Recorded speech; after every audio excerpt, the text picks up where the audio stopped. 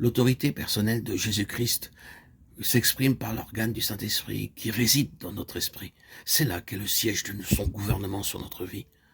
Pour qui sait ces choses et s'applique à confronter toutes les voies extérieures, toutes les autorités du dehors, devant cette course suprême de la juridiction de Christ. La vie chrétienne redevient une relation de personne à personne, et le service chrétien retrouve son vrai caractère de dépendance entre une personne qui obéit et une personne qui commande. Dans une retraite récente, la question suivante fut abordée dans la prière et revint plus tard dans la conversation. Pourquoi dans notre pays avons-nous tant d'humbles femmes de Dieu et si peu d'hommes de Dieu? Pourquoi, dans la génération présente, au point de vue de l'expérience chrétienne pratique, est-ce la femme qui est à l'avant-garde de la vie, de l'esprit? La réponse à ces questions nous paraît étroitement liée au sujet qui nous occupe. Il faut à l'homme quelque chose de viril. Ce qu'il apprécie, c'est l'autorité, un gouvernement fort. Il suffit d'ouvrir les journaux pour s'en convaincre. Une volonté personnelle qui sait se faire connaître et peut obtenir ce qu'elle cherche répond aux besoins profonds de l'idéal masculin.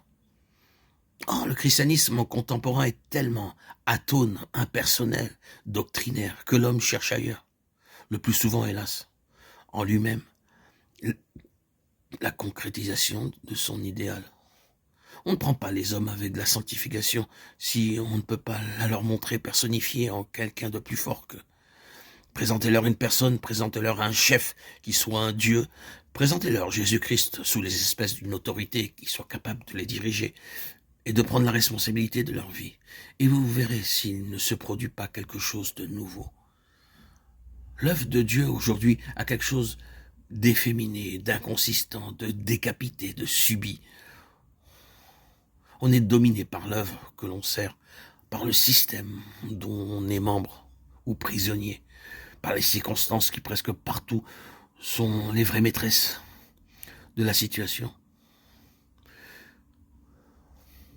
Mais on est dominé surtout par cette chose impalpable et terrible, qui n'a ni visage ni responsabilité, qu'on ne voit que quand on est sauvé, qu'on ne sait pas où prendre, et qui tient les hommes et les chrétiens plus que tous les autres dans des griffes qui ne sentent pas parce qu'elles sont de velours. La tradition qui lentement a refermé son étreinte sur notre génération, c'est elle qui règne. Autrefois, c'était la tradition catholique. Hier, c'était la tradition protestante. Aujourd'hui, c'est la tradition évangélique. Et l'évangile en meurt autour de nous. On aura beau allonger l'addition de toutes les bonnes influences qui s'exercent dans l'Église. Le total ne fera jamais une personne. Or, le christianisme est une personne. C'est une personne que le monde cherche à voir dans l'Église. C'est d'une personne dont Satan a peur. Et quant à nous, la seule chose qui doit nous faire plier, c'est l'autorité personnelle du Seigneur Jésus-Christ.